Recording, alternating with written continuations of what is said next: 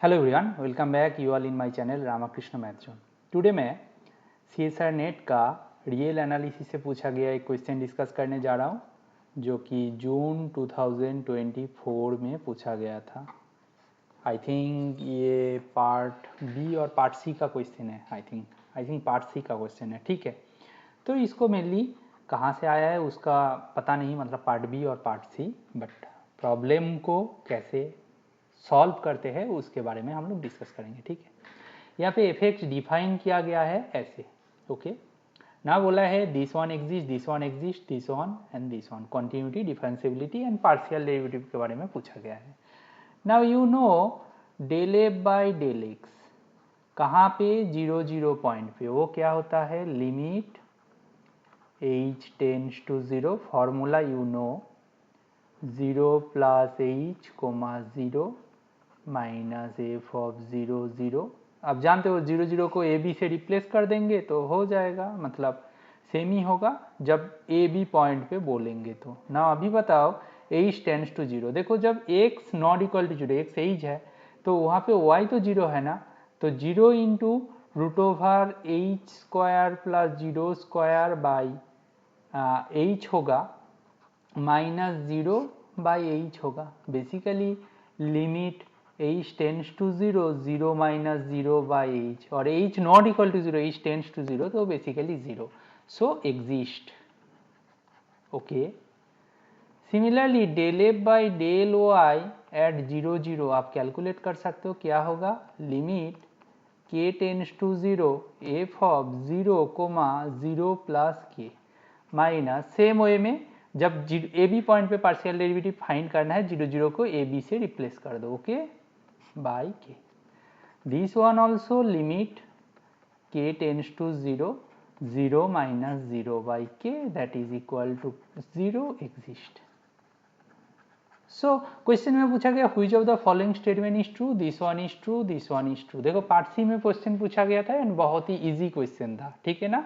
अच्छा, now f is continuous and f is not continuous at 0 बोला है, not differentiable बोला है। अच्छा, कॉन्टिन्यूटी कैसे चेक करते हैं, हम लोग क्या यूज करते हैं, y equal to m x put करके देखते हैं। तो देखते हैं दिस अलोंग दिस लाइन, तो x टेंड्स टू 0 होगा तो y टेंड्स टू 0 भी होगा। ठीक है ना। So limit x y tends to 0 f x y equal to limit y tends to 0, sorry x tends to 0, क्योंकि हम लोग this implies this as well, so हम लोग x टेंड्स टू 0 y को रिप्लेस कर देंगे m x root over x square plus m square x square, और नीचे क्या बचेगा, x बचेगा। तो ये बेसिकली होगा limit x tends to 0 m mod x root over 1 plus m square हो जाएगा, जो कि 0 पे जाएगा, x का वैल्यू 0 पे टेंड कर रहे हैं तो 0 होगा। तो देखो एक बार limiting value along this path ये 0 शो कर रहा है। हम एक दूसरा पथ कंसीडर करते हैं, consider y equal to root over x, here also y tends to 0 तो x टेंड्स टू 0 ऑब्वियसली, तो limit x y tend to 0 f x y calculate करके देखते हैं। देखो इधर क्या फोकस कर रहा हो, कॉन्टिन्यूटी दिखाना है तो कोई एक पाथ बराबर दिखाते हैं, लिमिट एग्जिस्ट करेगा कि नहीं, राइट। लिमिट एग्जिस्ट कर जाएगा तो दैट पॉइंट पे फंक्शनल वैल्यू के साथ लिमिटिंग वैल्यू इक्वल हो जाएगा तो कॉन्टिन्यूअस हो जाएगा, जो हमारा कोर डेफिनेशन है ना। हम लोग क्या कर रहा है, एक पाथ ढूंढ लिया, उधर दिख रहा है लिमिटिंग वैल्यू 10, दूसरा पाथ ढूंढेंगे तो लिमिटिंग वैल्यू सेम होना चाहिए ना। और देखो मैं दिखाऊंगा क्या होता है, x टेंड्स टू 0, y का वैल्यू है रूट एक्स रूट ओवर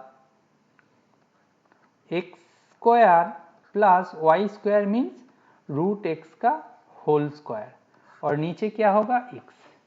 तो यहां से लगेगा limit x tend to 0 root x root over x square plus x by x. यहां से क्या लग रहा है, limit x tend to 0 x root over 1 plus means x plus 1/x।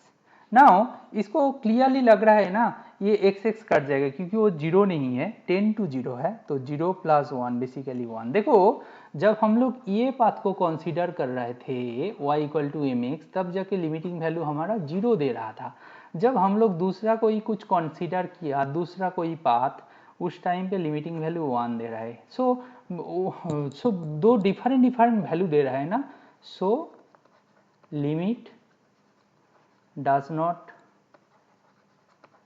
exist at 0 0, so not continuous at 0 0।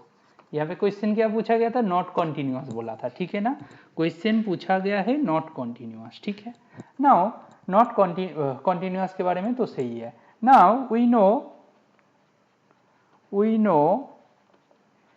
f is differentiable at a comma b, that implies f must be continuous at ab। इसका negation करोगे तो क्या होगा, negative part क्या होगा, मतलब इसका negative sentence करोगे तो क्या होगा, नेगेटिव सेंटेंस बोल रहा है if f is not continuous at AB, then f is not differentiable at AB, right.